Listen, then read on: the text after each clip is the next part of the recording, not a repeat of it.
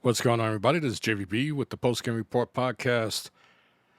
So, I want to talk about Microsoft and the Xbox and something that I saw. I actually saw some Xbox Series S consoles at Best Buy yesterday, which was the first time. Actually, no. When I bought my Sony television at PC Richards, they had, I believe, two available. So, it was the second time that I actually saw those consoles available for purchase. And then I saw a photo that somebody from Digital Foundry posted where they saw an entire aisle of Xbox Series S's available. And so something clicked because last week I talked about how Microsoft won an MPD and they were, the most, they made the most money out of their consoles, whatever the hell that means. Because Xbox and Microsoft and their PR teams, they are famous for making something out of nothing that really doesn't make sense. So something clicked.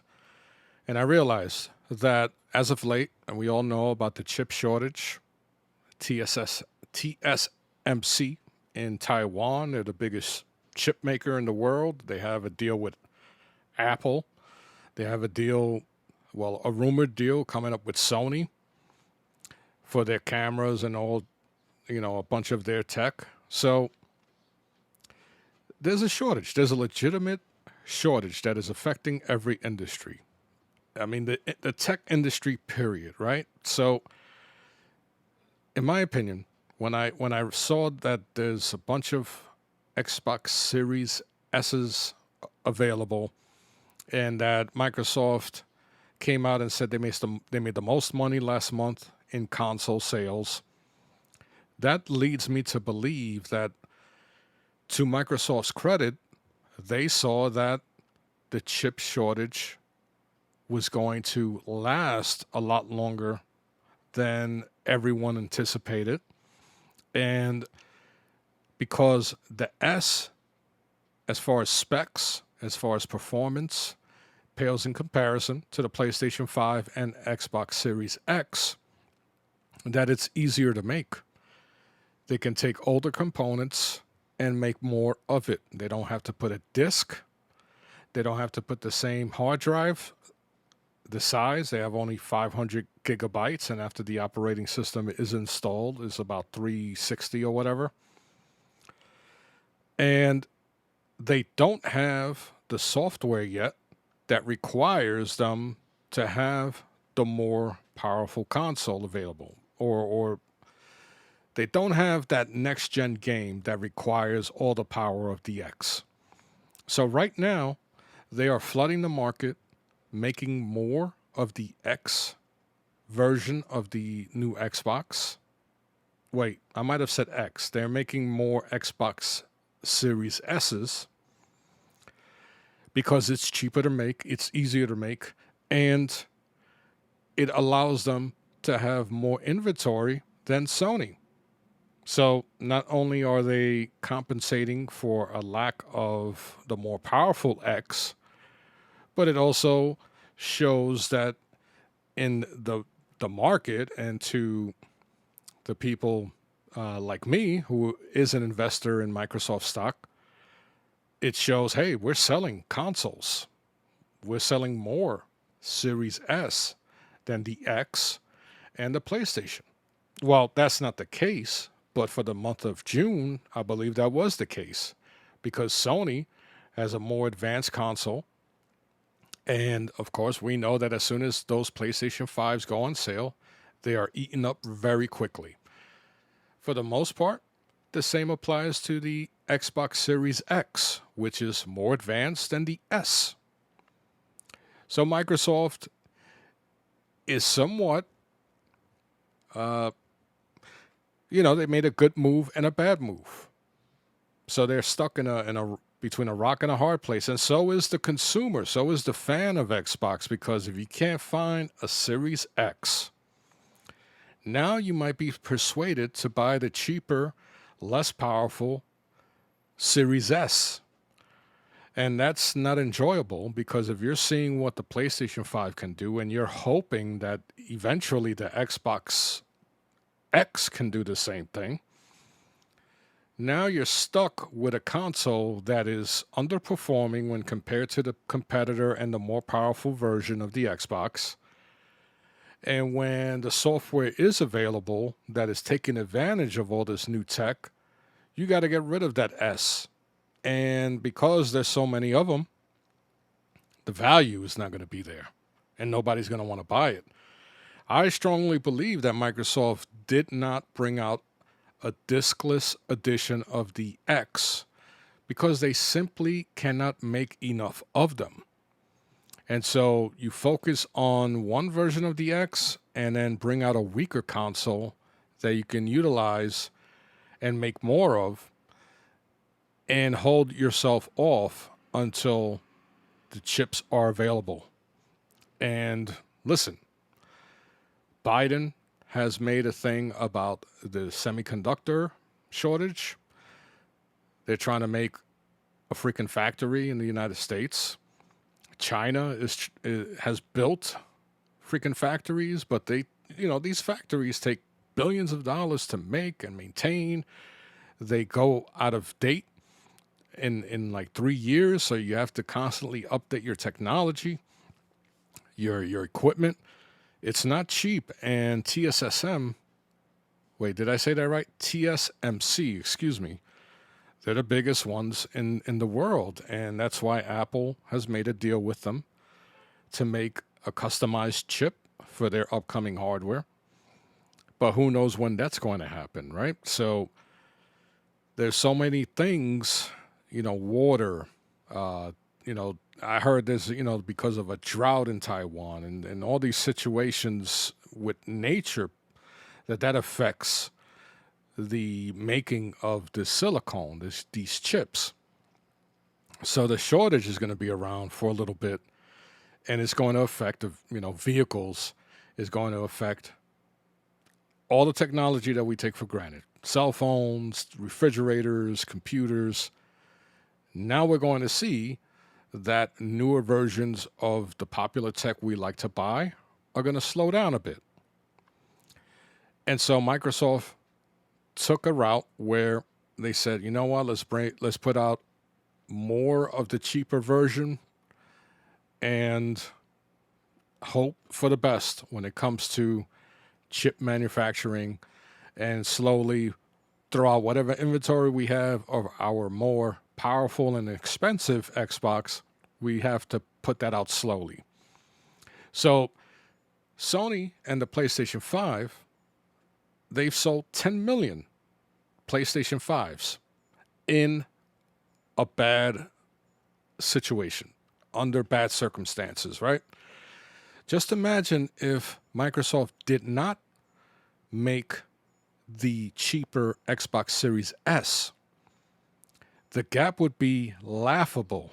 The gap would be ridiculously huge between the Xbox Series X and the PlayStation 5 as far as sales.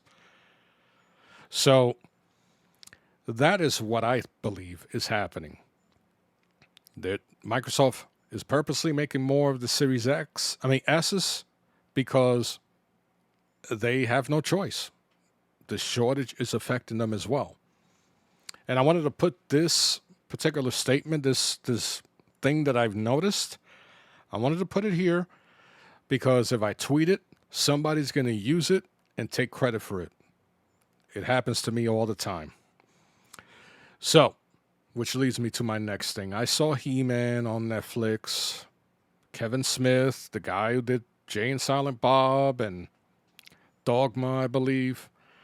The guy who was anti-establishment, Mr. Pothead. A lot of people are pissed off at him because the direction he took with He-Man is not what we are accustomed to.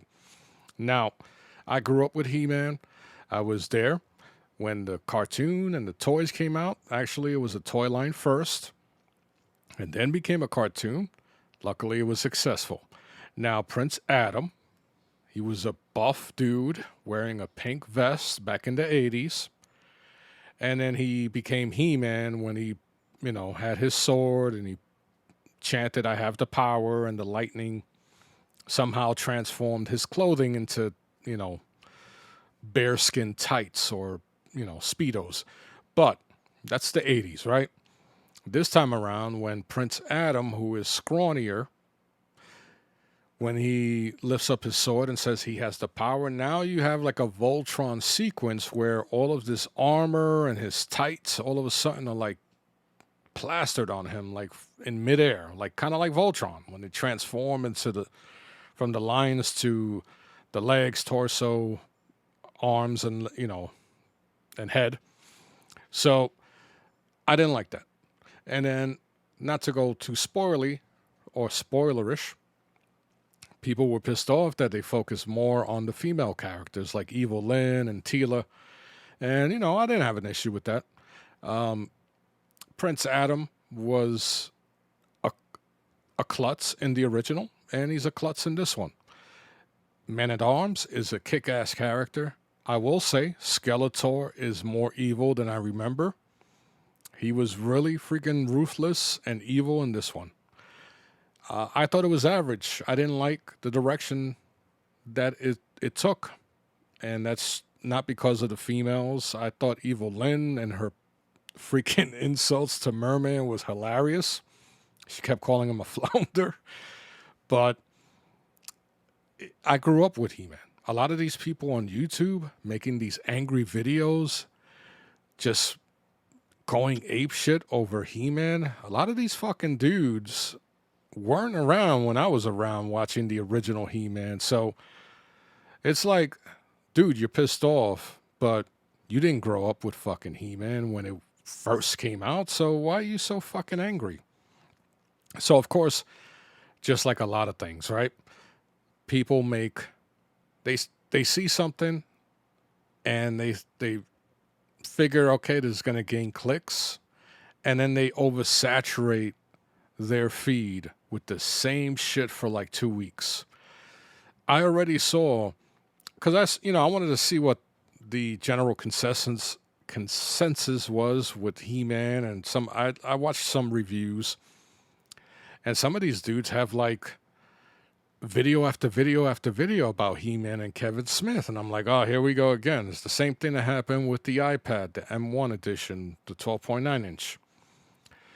These influencers, these tech influencers, these tech reviewers, they constantly made these videos about, hey, with this new M1 chip, we're going to get desktop like applications. It's going to be as strong as the MacBooks.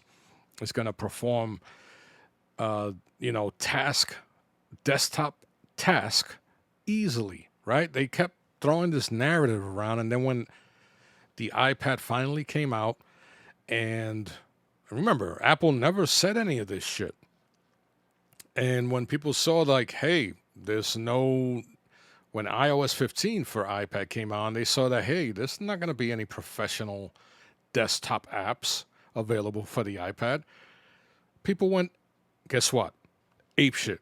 The same people spreading these rumors and making this narrative were the same ones being angry at Apple in this case, critiquing Apple for not utilizing the M1 chip. Now, Apple never came out and said, hey, we're going to freaking run, Final Cut Pro on your iPad. No, they never said that. But for some reason, people were angry. Now, listen, I will agree with the M1 chip available inside the iPad, the one that I have. It is capable of running desktop applications. Why doesn't Apple do it? I don't know. Maybe they want to conserve their, they don't want to kill their laptops or maybe even their desktops. So they have a reason for doing it. So the same thing that happens with, let's say, He-Man, you're seeing the same thing with tech reviews. They're all doing the same shit. They are recycling the same content that they see is getting clicks, and they are just running with it and oversaturating their feed and until it dies out. The same thing happens with the video game content creator, whether it's podcasting, whether they are influencers on Twitter or influencers on YouTube or whatever, right? They take something and just run away with it. In this case, is usually something Sony does, or, for example, what happened with Jim Ryan. It's something that people thought they heard and ran away with it, right? When Jim Ryan said we believe in generations, people somehow came up with this narrative and ran away with it that Sony was lying, Jim Ryan was a liar, blah blah blah. And how many people kept going with this narrative even after a week? It was a lot of people. And to this day, still people are making videos that Jim Ryan's a liar. And so anytime Sony does something or doesn't do something, it is, and we're talking about the PlayStation 5. Whenever this PlayStation 5 news, it gets used a lot by content creators. And usually it's in a fashion that it is obvious that they are over exaggerating or twisting the narrative. Now, YouTube as a whole, like, it's aimed at content creators. It's aimed at people who are creative and want to express that creativity. But when I see photographers, when I see tech reviewers, movie reviewers, uh, you name it, like people that depend on the latest and greatest things in order to create content, you see how they all somewhat do the same shit. They resort to recycling their content over and over, just twisting the words a little bit and hoping that something sticks, hoping that it continues to carry their channel a bit until real stuff comes out. So I started noticing, like, with the photography blog, or, well, vloggers or content creators who are, focused on, no pun intended, photography, right? So a lot of them do the same shit. They start off with like a statement and then they cut to music that's like electronica or whatever. And then they have this slow B roll of them like freaking drinking coffee or, being all dramatic, holding their camera. And then they come back and they're like, "What's up, YouTube?" And then they're swinging their arms all over the freaking place. And it's like, okay, I saw this 100 other times. What's going on here? Especially with photographers who are supposed to have their own individual creativity. Why are these people doing this? Why are people resorting to imitating other people? Now, there's one YouTube creator, McKinnon. I forgot his first name. Jeremy McKinnon, I think. I don't know. Huge YouTuber. He's huge, right? He's very successful, very energetic, very, informative. There we go. And he's made it big. And a lot of people copy him. Like the way he does his opening statement is a lot of people copy him. Marquise Brownlee, MKHD. I was watching him for years, man. Years when he was a teenager. And now he's a mega freaking successful tech reviewer, right? He's the best there is. People imitate him. And not only that, they're imitating anyone who has, some success in YouTube. You see the same style. You'll see. How many videos have you seen where the person talking, right? They usually call this talking head videos, right? Where, you have somebody talking into the camera and you see in the background neon lights, you see like a little plant here, or you see some fancy tech in the background, or on the desk, which is, bright white, very clean. You'll see some type of tech, maybe, some AirPod Max. Like I saw a lot of Apple content creators. For some reason, they had to have the expensive AirPod Max headphones next to their video, even though or next to them as they were talking, even though the video had nothing to do with those headphones, right? It's like putting up trophies, right? Like these content creators, they feel like, hey, I'm going to talk to the average consumer about a product that number one, I most likely got for review. So I didn't spend money on this. But then they also have to show you all of the nice gadgets they have in the background, all of the money they spent, maybe they spent, who knows, on their setup. And then they want to tell you how to spend your money, right? So it's like, hey, I have a lot of money. Check out this device.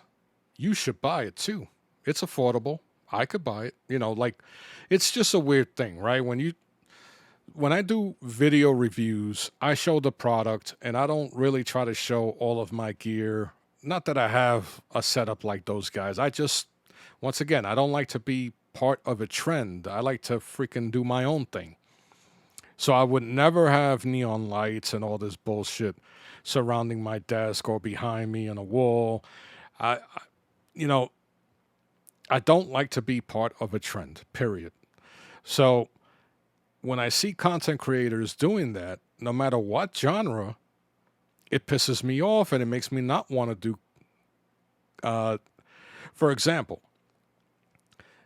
like when the iPad, the M1, I'm gonna go back to my iPad, the M1 12.9-inch iPad was coming out, and I was listening to different, or I was watching different content creators on YouTube talk about it. But eventually, it was like you would see countless videos on the iPad, and it's like, why should I keep the iPad? Or should I keep the iPad? Or what accessories makes your iPad better? Or, like it's like, am I stupid? Do you think I'm stupid? Like, these are things that, number one, you're not going to make an iPad better by buying an accessory. No.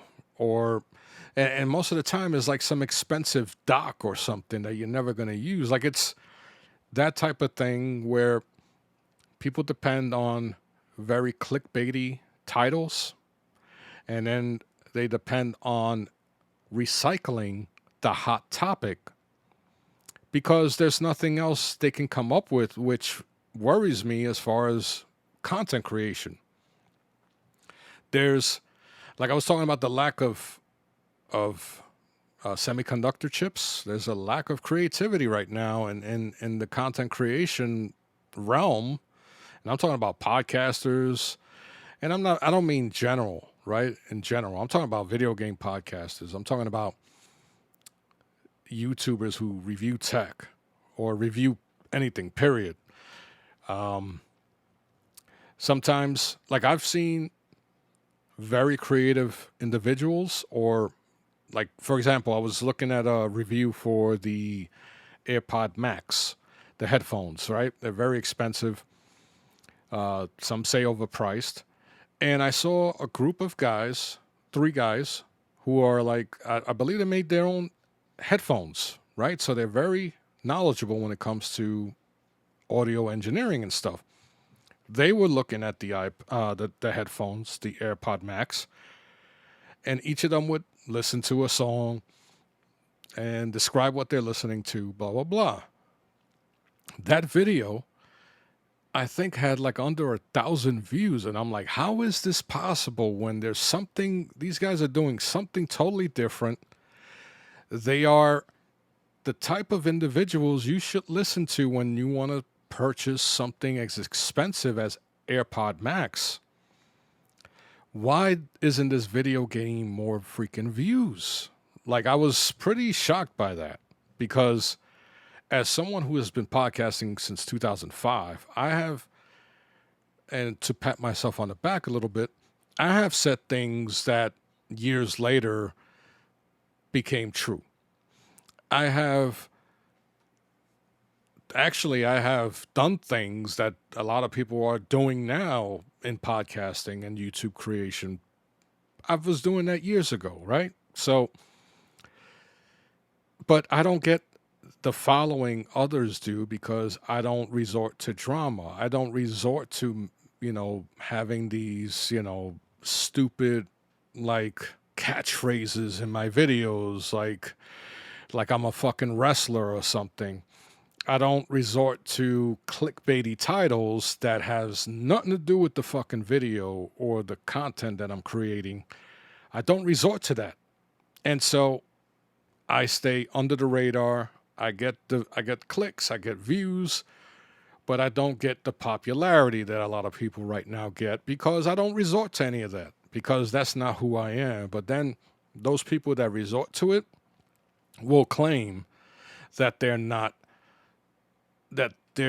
the opposite, right? Oh, I'm real, I keep it real, blah blah blah. They're just jumping on the trends. They are just jumping on what works. And hey, if that's how the algorithm is going to work, you know how to if you know how to make it work, then make it work. Some people rather get the numbers, they rather get the revenue in YouTube, and they rather get the popularity than have some decency and integrity. And in the long run, that type of material doesn't last. Like my stuff, once again, pat on the back. My content will be viable 10 years from now. My content will be believable when all the dust settles. Content like mine that is real, that is honest, that is trying to show people or teach people something, that's going to have lasting power. I talk about stocks. I even did a freaking video where I was showing people how to tie up fat shoelaces on a pair of suede Pumas while I was listening to old school rap music and R&B. You think anyone with a big tech or video game channel is going to do that? All they're going to think about is, oh no, my listeners and my viewers, they're not going to like this. They don't want to see this. And that's the problem. When you become a slave to your numbers, you kill your creativity. Your creativity it takes a backseat to your numbers, to your audience. And yes, the audience is what drives your channel, it drives your content. Well, let me correct that. It doesn't drive your content, but having an audience is going to drive revenue, is going to drive popularity, et cetera, et cetera. But what drives your creative flow is you. And once you depend on an audience over depending on your creative flow, you kill everything that content creation was made for, right? Like the word content creation, it means you create content, right? Not copy content. And that's the problem nowadays. Everybody wants to copy each other. And I don't really mean everybody. There's a lot of great content creators who are true to themselves and original, and I enjoy watching and listening to their stuff. So I don't mean everybody. I shouldn't say that. But there are content creators who, if you notice, even in the video game industry, even in movie reviews, like for example, right back to He-Man, if you look at Rotten Tomatoes, the critics love He-Man, but the actual viewers, the user reviews, they hate it. And so the scores are like night and day. You have 90 plus on Rotten Tomato, and then the user scores are like in the 20s. Same thing happens with video games. Now, with video games, is a whole different beast because you have people making fake accounts just to lower the score or to make a game look bad. Whereas with movies, I believe there's more legitimacy because there's really nothing that the average individual is going to gain by giving a movie or a TV series a low score. With video games, you have this loyalty to brands, and that's the motivation behind giving a game a high or a low score. So the same uh, the same thing has been happening pretty much everywhere when it comes to news, right? You have these glorified clickbaity titles. The same thing is happening with movie reviews, video game reviews, news in general. And that's the type of society we live in right now. We live in a very, very fucked up society right now in America. And I'm not going to get all political here, but, and by the way, sometimes I'm on a podcast called Politically Uncorrect or Incorrect, Politically Incorrect with Sick Humor TV on YouTube. Check it out.